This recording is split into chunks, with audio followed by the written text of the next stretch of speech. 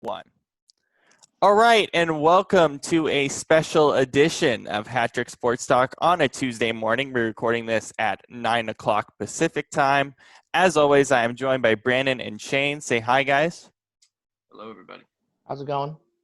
And we are joined by a very special guest for an exclusive interview just a few hours or, in the afternoon before the Orioles played the Marlins. We are joined by the hitting coach of the Baltimore Orioles, Don Long. Thank you very much for joining us, Don. Oh, my pleasure. Glad to be with you guys. All right, Shane, you can start the questions. Okay, so just talk to us about your overall experience as an MLB hitting coach, going from the Pirates, the Reds, now with the Orioles, and just what it's like going to different cultures and organizations and how that feels. Well, it's been interesting. Starting out with the Pirates, it was the big theme there in 2008. They had a lot of turnover in staff, hired a new manager and a lot of new staff people, and it was literally changed the culture. So, having arrived there and not really knowing what the culture was prior, we had some good offensive players, but they went through a rebuilding process. So it seems like that has kind of followed me in every place I've been in the big leagues. It kind of happened with the Reds. Eventually we had some good hitters and we traded them away and they went through a rebuilding process, and certainly we're right in the thick of that here in Baltimore. But it's been interesting. It's been challenging.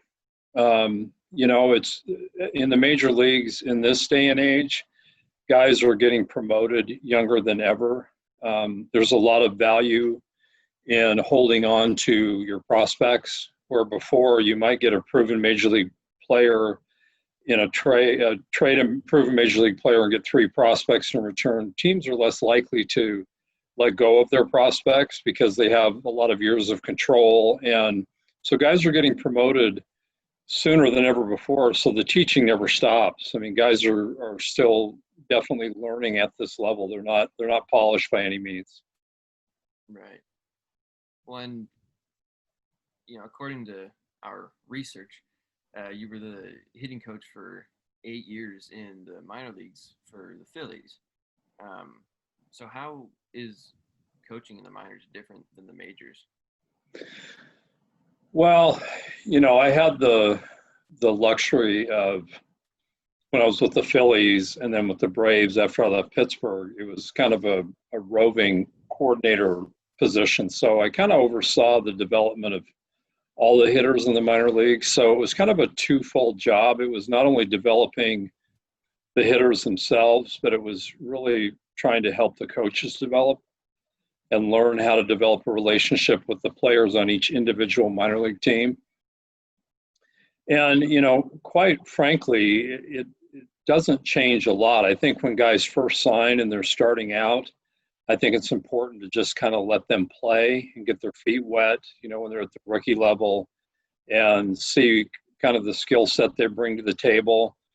And then make an evaluation maybe after their first summer of playing and try and pick or highlight a thing that they do well, and maybe highlight one thing that they could really improve upon, and do your research and really understand who they are as a person is really important, but then also understand, within their skills, what could be enhanced, and really trying to understand what's the one thing that could impact them the most, and then start to try and develop that into their first full year. So like I said earlier, the development of a hitter or of a player in many respects is an ongoing process at any level. Interesting. So how do you and the rest of your coaching staff react to some of these positive tests? I know you guys are playing the Marlins in a few hours, and they've had, I believe, about 12 positive tests around staff and players. How do you, as a coaching staff, talk to your players about the importance of safety, especially with these positive tests and the postponement of games? Of course, you guys playing on a Tuesday afternoon, which wasn't originally scheduled. What is it like coaching in this atmosphere in this unique season? Well, I think you have to be really flexible. we flew after our first series of the year in Boston a week ago Sunday. We actually flew to Miami only to find out the breaking news there. And so we flew right back to Baltimore on Monday evening. And we didn't play Monday or Tuesday. And then we ended up playing the Yankees on Wednesday and Thursday, who were actually supposed to be playing last night, tonight, and tomorrow. So I think you have to be willing to adapt, and you can't get too freaked out if something changes. Major League Baseball has set some protocols. Our organization, I think, from day one, has done a great job of prioritizing the health and safety of all employees, not just the on-field personnel. After our spring training in March closed down, they never reopened that facility, where many teams did open their facilities throughout baseball, and they never opened Camden Yards until the timing was appropriate based on the governor of Maryland and all of that. So they have prioritized that from day one. We've actually updated our protocols within our team as the season has unfolded here to try and protect each other even better. So it's certainly a completely different dynamic than I've ever been involved in. But what's been interesting, through our first 8 games that we've played, obviously there's no fans there.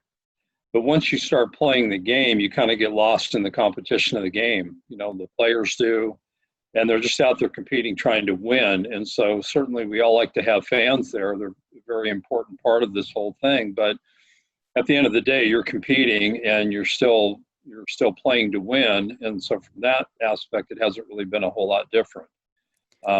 But certainly a lot of mask wearing inside and in the cage, and limiting the number of people that can be in the cage, and having to wear a mask unless you're eating or drinking something, and wearing them during the game. And, I'd like to say you get used to it, but you don't. But it's just something you have to do to try and protect everybody. And then I want to add to that as well. In coaching, let's say, they've been calling this a sprint and not a marathon. You're used to 162 games. Now you have 60 games. What is it like with no fans? What is it like on the field? What perspective can you give us in terms of keeping these players engaged during, these games with no fans? And what is it actually like on the field? Well, to me, it's like pure baseball. If you love to play the game and you love to compete, you're going to find that within yourself regardless of who's watching. The games are still on TV, so I guess in a way that you're still being watched. But at the same time, you have to create your own energy within your group of guys, because you're not getting it from the crowd, either being at home or playing on the road, and having a full stadium. You're not getting it from there. So you have to kind of go down to the root of, in your own mind, of why you play and how important is the competition and trying to perform in a different environment. How important is that to you? And I think so far our guys have done a great job with that.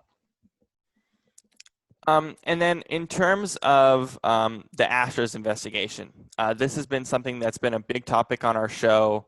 We wanted to ask, and if you're not comfortable answering that, it's totally fine. We wanted to ask your thoughts on how the league is responding to the investigation, especially last week with the 8-game suspension of Dodgers pitcher Joe Kelly.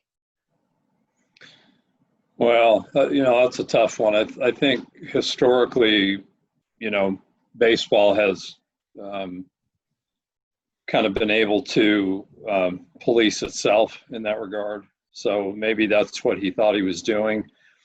I don't think that taking it to that level, what MLB found out is certainly not what most players want or most team personnel want. They don't want to be associated with that.